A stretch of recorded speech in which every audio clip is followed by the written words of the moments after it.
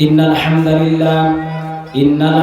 لله نحمده ونستعينه ونستغفره ونعوذ بالله من شرور أنفسنا ومن سيئات أعمالنا من يهده الله فلا مضل له ومن يضلله فلا هادي له وأشهد أن لا إله إلا الله وحده لا شريك له وأشهد أن محمدا عبده ورسوله أما بعد فإن خير الحديث كتاب الله وخير الهدى هدى محمد صلى الله عليه وسلم وشر الأمور محدثاتها وكل محدثة بدعة وكل بدعة ضلالة وكل ضلالة في النار فأعوذ بالله من الشيطان الرجيم بسم الله الرحمن الرحيم يا أيها الناس اتقوا ربكم الذي خلقكم من نفس واحدة وخلق منها زوجها وبث منهما رجالا كثيرا ونساء الذي تساءلون به والأرحام إن الله كان عليكم رقيبا يا أيها الذين آمنوا اتقوا الله وقولوا قولا سديدا يصلح لكم أعمالكم ويغفر لكم ذنوبكم ومن يطع الله ورسوله فقد فاز فوزا عظيما يا أيها الذين آمنوا اتقوا الله وقولوا قولا سديدا إلى الآخر آية وقال الله تعالى اليوم نختم على أفواههم وتكلمنا أيديهم وتشهد أرجلهم بما كانوا يكسبون وقال النبي صلى الله عليه وسلم في الحديث الصحيح عن أبي هريرة رضي الله تعالى عنه قال قال رسول الله صلى الله عليه وسلم الإيمان بضع وسبعون شعبة فأفضلها قول لا إله إلا الله وأدناها إماطة الأذى عن الطريق والحياء شعبة من الإيمان متفق عليه الحمد لله সমস্ত প্রশংসা সমস্ত গুণগান সমস্ত তারিফ সেই মহান রব্বুল আলামিনের জন্য যে মহান রব্বুল আলামিনের অশেষ মেহেরবানিতে আমরা এত সুন্দর একটি বার্ষিক ওয়াজ মাহফিলে আসা কুরআন এবং সহিহ সুন্নাহ থেকে কিছু কথা বলার এবং শ্রবণ করার তৌফিক দান পেয়েছি সেই মহান রব্বুল আলামিনের শুকরিয়া আদায়ের লক্ষ্যে কালিমাতুশ শুকর সকলে আদায় করে সকলে বলি আলহামদুলিল্লাহ। তারপরে অগণিত সালাম এবং দুরূদ বর্ষিত হোক আমাদের প্রিয় নবী হযরত মুহাম্মদ সাল্লাল্লাহু আলাইহি সাল্লামের উপর, যে নবীর চরিত্রে চরিত্রবান হতে পারলে ইহকালীন শান্তি এবং পরকালীন মুক্তি সে নবীর প্রতি এবং তার পরিবারবর্গ সকল সাহাবীগণের প্রতি একবার দুরূদ পাঠ করি। সকলে বলি আল্লাহুম্মা সাল্লি আলাইহি আল্লাহুম্মা বারিক আলাইহি। সম্মানিত হাজিরিন, আজকের আলোচনার সংক্ষিপ্ত বিষয়বস্তু হচ্ছে লজ্জাশীলতা সম্পর্কে আলোচনা। নিঃসন্দেহে এটি একটি অতীব গুরুত্বপূর্ণ বিষয়, তাই সর্বপ্রথম আমাদেরকে জানতে হবে লজ্জা কাকে বলে।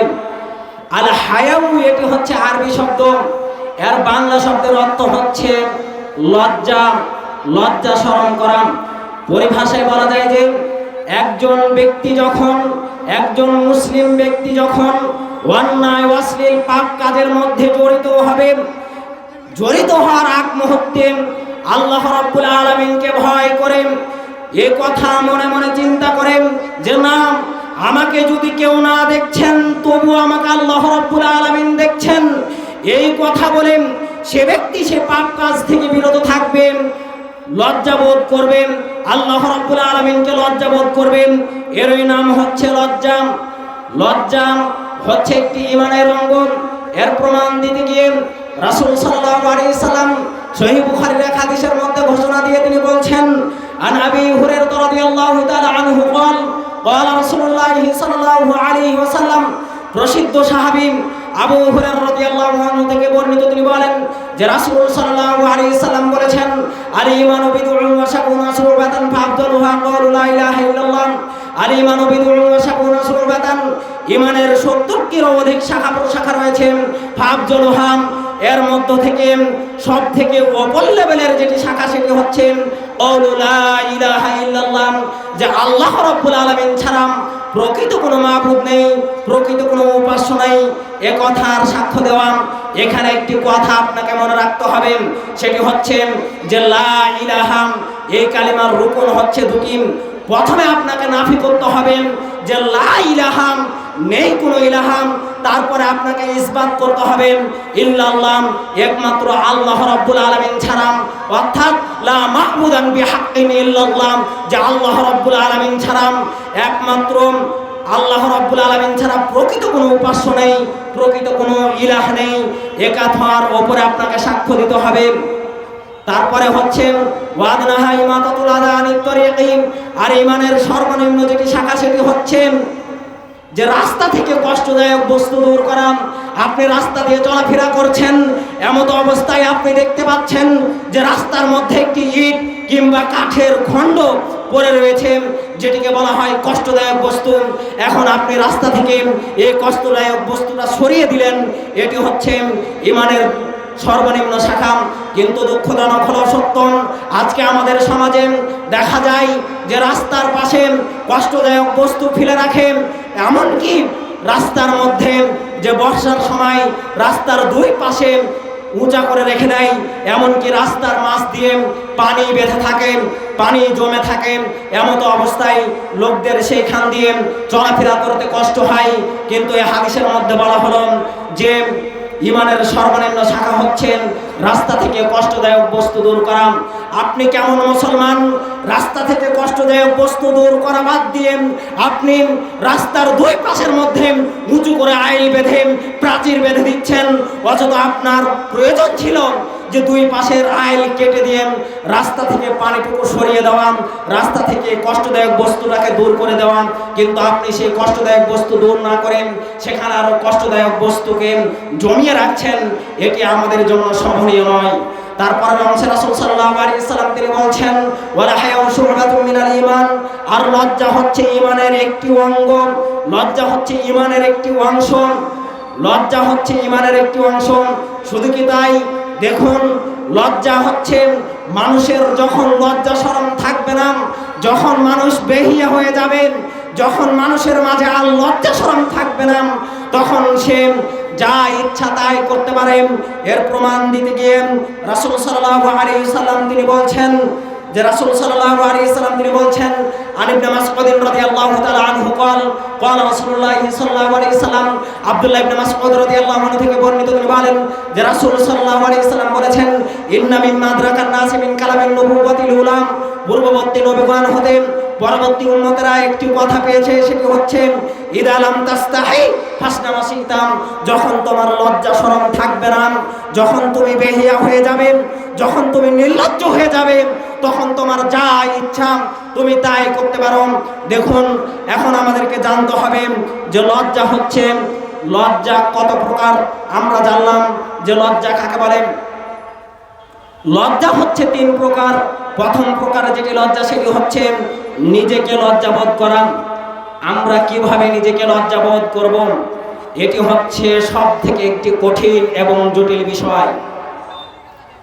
কোন ব্যক্তি যখন নিজের নফসের বিরুদ্ধে জিহাদ করেন, নিজেকে লজ্জাবোধ করেন, অন্যায় অশ্লীল পাপ কাজ থেকে বিরত থাকবেন, এমনকি এ কথা বলবেন যে অন্যায় অশ্লীল পাপ কাজ থেকে বিরত থাকার পর যখন সে নিজের আত্মাকে বিরত রাখবেন, তখন আল্লাহ রাব্বুল আলামিন তাকে ডেকে বলবেন, সেই প্রশান্ত আত্মাকে ডেকে বলবেন, ইয়া আইয়াতুহান নাফসুল মুতমাইন্না, ওহে প্রশান্ত আত্মা, ইরজিই ইলা রাব্বিকি রাদিয়াতাম মারদিয়া, তুমি প্রশান্ত চিত্তে সন্তুষ্টভাবে তোমার প্রতিপালকের দিকে ফিরে আসো।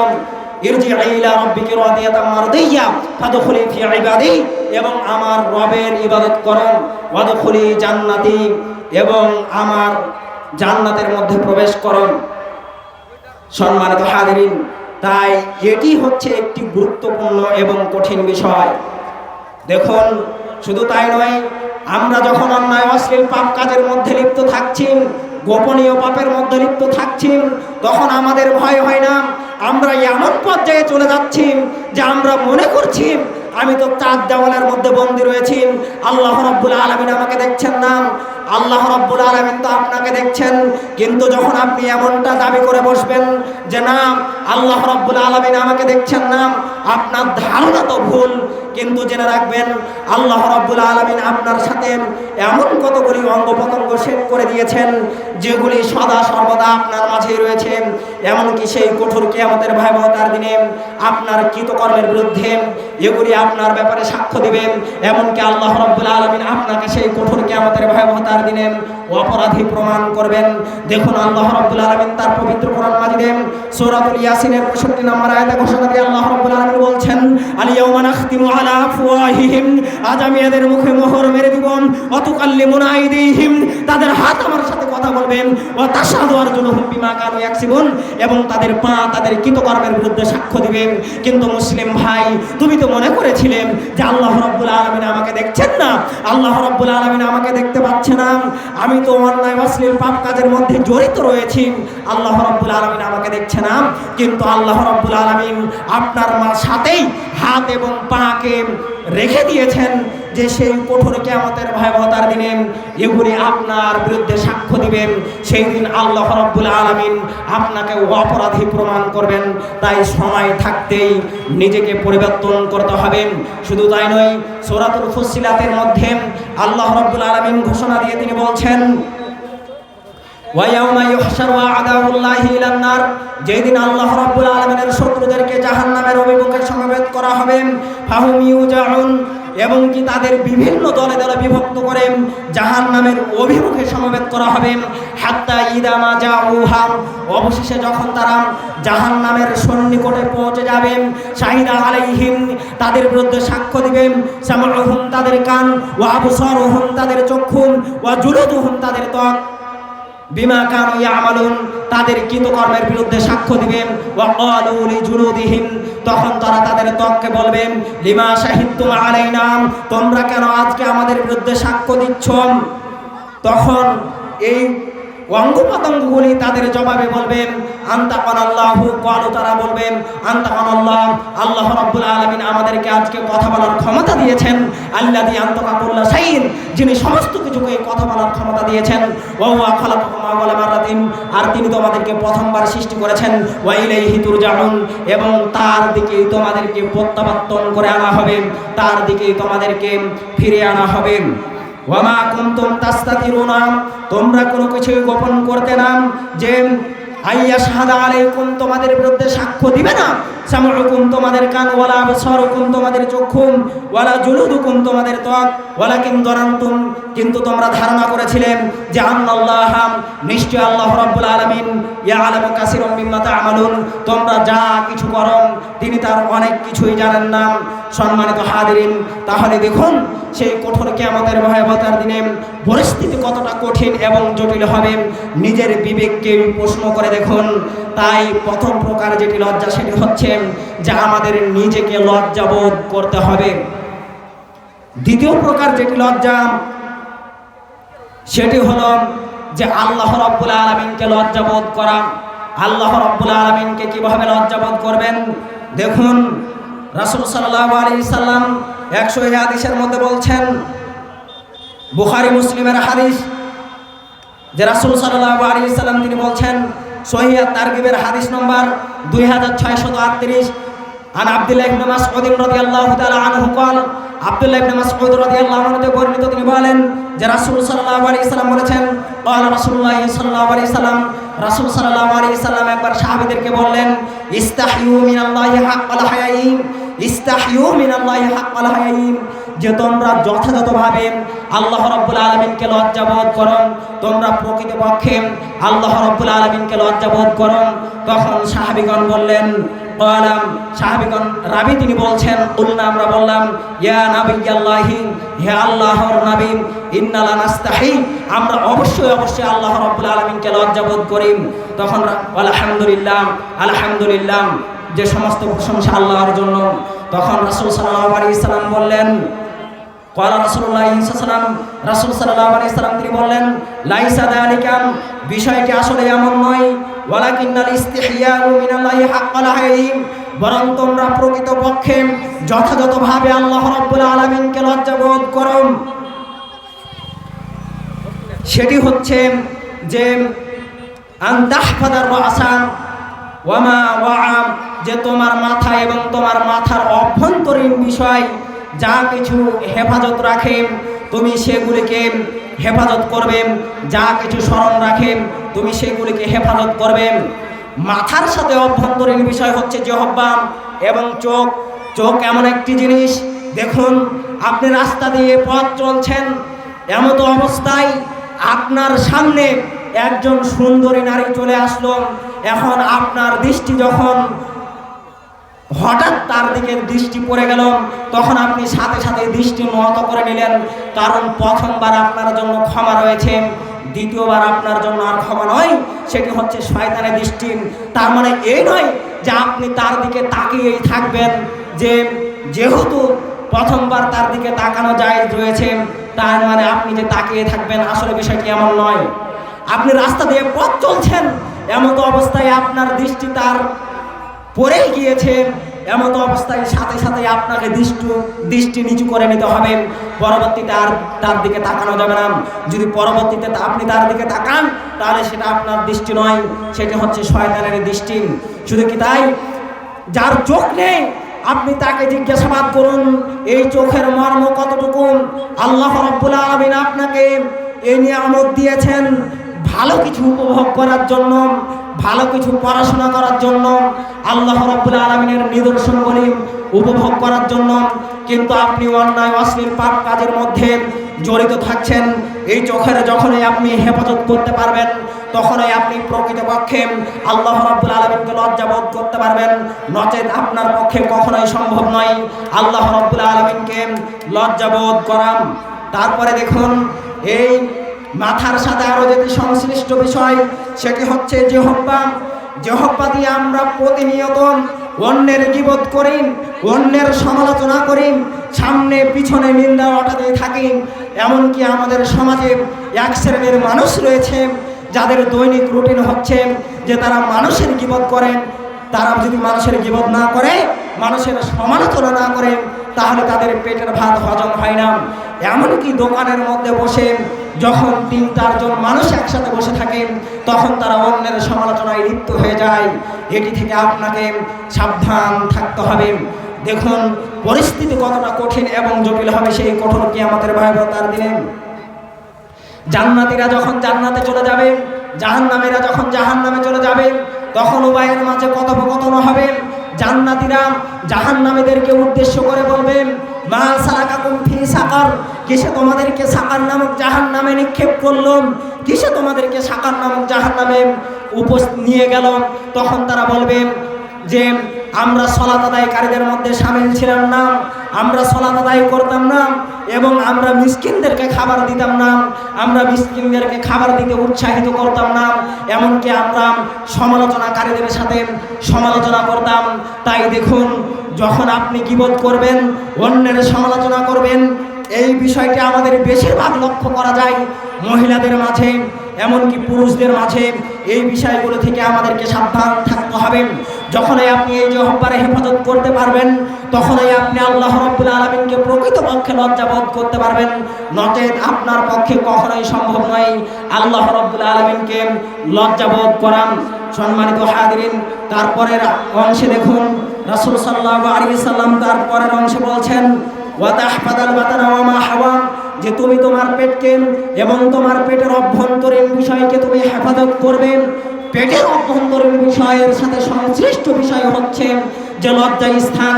এই লজ্জা স্থানের মাধ্যমে অনেকে জেনা করে থাকে, অনেকে আবার মাস্টার ভিশন করে, অন্যায় অশ্লীল ফোনের মধ্যে। আসসালামু আলাইকুম। বাজারের ওই পাশে যে সমস্ত ভলেন্টিয়ার ভাইরা আছেন, আপনারা দ্রুত ওই জায়গা থেকে সামনের দিকে একটু যান এবং ওই জায়গার পরিবেশটা বজায় রাখার জন্য নিজ দায়িত্বে যথেষ্ট পরিমাণে দায়িত্ব পালন করুন, সতর্ক অবস্থানে থাকুন এবং সুষ্ঠুভাবে পরিচালনা করুন। ধন্যবাদ। আসসালামু আলাইকুম। রাসূল সাল্লাল্লাহু আলাইহি সাল্লাম তিনি বলছেন যে তোমার পেট এবং তোমার অভ্যন্তরীণ বিষয়, তার অভ্যন্তরীণ বিষয় যেগুলি সংরক্ষণে রাখে তোমরা সেগুলিকে হেফাজত করবে। পেটের সাথে অভ্যন্তরীণ বিষয় হচ্ছে লজ্জা স্থান। এই লজ্জা স্থানকে আপনাকে হেফাজত করতে হবে। অন্যায়ভাবে অন্য কোনো উপায়ে বীর্য ফেলা এগুলি থেকে সম্পূর্ণভাবে বিরত থাকতে হবে। দেখুন রাসূল সাল্লাল্লাহু আলাইহি সাল্লামকে একবার বলা হলো যে হে আল্লাহর নবী, কোন জিনিসটি সব থেকে বেশি মানুষকে জান্নাতের দিকে নিয়ে যাবে?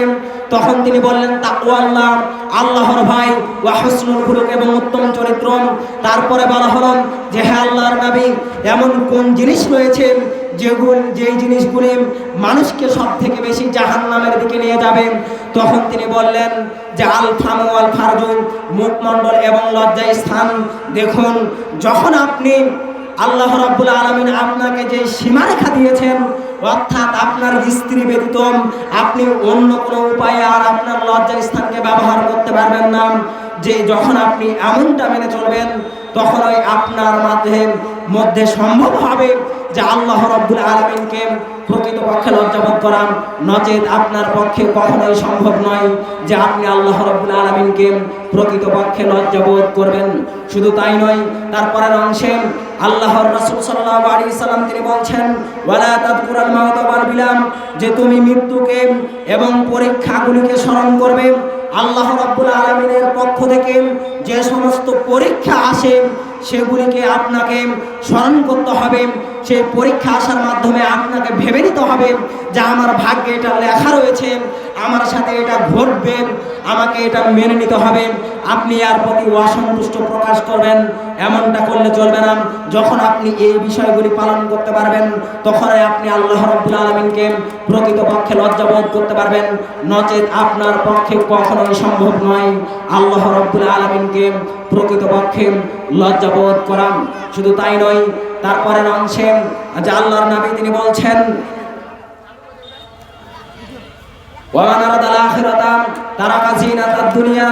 যে ব্যক্তি আখিরাতের আশায় দুনিয়ার জীবনের সৌন্দর্যকে পরিত্যাগ করেন ফাকাদ ইস্তিহইয়া মিনাল্লাহি হাক্কাল হায়াইম, সে ব্যক্তি প্রকৃতপক্ষে আল্লাহ রাব্বুল আলামিনকে লজ্জাবোধ করেন। অর্থাৎ বর্তমান সমাজের মধ্যে লক্ষ্য করলে দেখা যাচ্ছে যে আজকে যদি আমার একতলা বাড়ি থাকছে তাহলে আমি আরো দাবি করে বসছি যেন আমার আরো 2 তলা বাড়ি হয়। এরকম ধন সম্পদের প্রতি আকৃষ্ট হতে হতে আরো চাই এরকমটা করতেই আছি। এমনটা করা যাবে না। কোনো ব্যক্তি যদি আখিরাতের আশায় দুনিয়ার সৌন্দর্যকে পরিত্যাগ করেন তাহলে সে ব্যক্তি প্রকৃতপক্ষে আল্লাহ রাব্বুল আলামিনকে লজ্জাবোধ করেন। দেখুন আল্লাহর নবী মুহাম্মদ আল্লাহ রাব্বুল আলামিন তার পবিত্র কোরআন মাজিদের মধ্যে বলছেন কুল্লু নাফসিন যায়িকাতুল মাউত, প্রত্যেক প্রাণীকে মৃত্যুর স্বাদ গ্রহণ করতে হবে। ইন্নামা তুওয়াফাউনা উজুরাকুম ইয়াওমাল কিয়ামাতি, এমনকি সেই কঠোর কিয়ামতের ভয়াবহতার দিনে প্রত্যেককে তার বিষয়বস্তু তার ফলাফল পরিপূর্ণরূপে দিয়ে দেওয়া হবে। এমনকি যে ব্যক্তিকে জাহান্নামের আগুন থেকে দূরে সরিয়ে রাখা হবে ওয়া উদখিলাল জান্নাতা, এবং জান্নাতের মধ্যে প্রবেশ করানো হবে। ফাকাদ ফাজ, সে ব্যক্তি হচ্ছে প্রকৃত সফলকাম। তাই আমাদের উচিত হচ্ছে যে দুনিয়ার সম্পদের প্রতি আত্মভোলা হয়ে আমাদেরকে আখিরাতের প্রতি ঝুঁকতে হবে। আখিরাতের আশায় দুনিয়ার জীবনের সৌন্দর্যকে পরিত্যাগ করতে হবে। তাহলেই আমরা আল্লাহ রাব্বুল আলামিনকে প্রকৃতপক্ষে লজ্জাবোধ করতে পারবো। আরেকটি লজ্জার যে তৃতীয় প্রকার সেটি হচ্ছে মানুষকে লজ্জাবোধ করা। আলী রাদিয়াল্লাহু আনহু তিনি বলেছেন যে 3টি জিনিস মানুষকে কখনো ইলম দিতে পারে না, ইলম দেওয়া থেকে বাধা প্রদান করেন। এর মধ্যে একটি হচ্ছে লজ্জা। ইসলামের বিষয় জানার ক্ষেত্রে যদি আপনি লজ্জাবোধ করেন তাহলে আপনার এই লজ্জা কখনোই আপনাকে ইলম দিতে পারে না, জ্ঞান দিতে পারে না।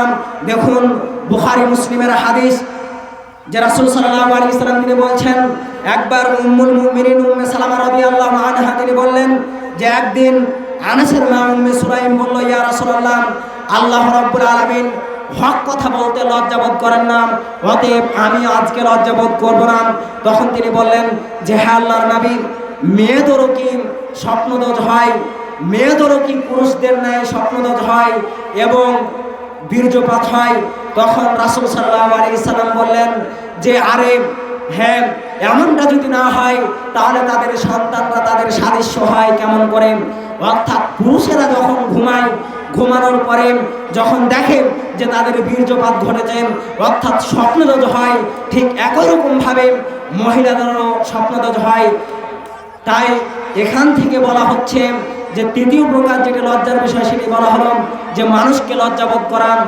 দ্বীনে ইলম জানার ক্ষেত্রে, দ্বীনের বিষয়াদি জানার ক্ষেত্রে যখন আপনি লজ্জাবোধ করবেন তখন এই লজ্জা আপনাকে ইলম দিতে পারে না, এই লজ্জা আপনাকে দ্বীনি ইলম বিষয় শিক্ষা দিতে পারে না। তাই আসুন আল্লাহ রাব্বুল আলামিন আমাদেরকে এই বিষয়গুলি মেনে চলার তৌফিক দান করুন। সকলে বলে আমিন। ওয়া আখিরু ওয়াদানা আলহামদুলিল্লাহি রাব্বিল আলামিন। আসসালামু আলাইকুম ওয়া রাহমাতুল্লাহি ওয়া বারাকাতুহু।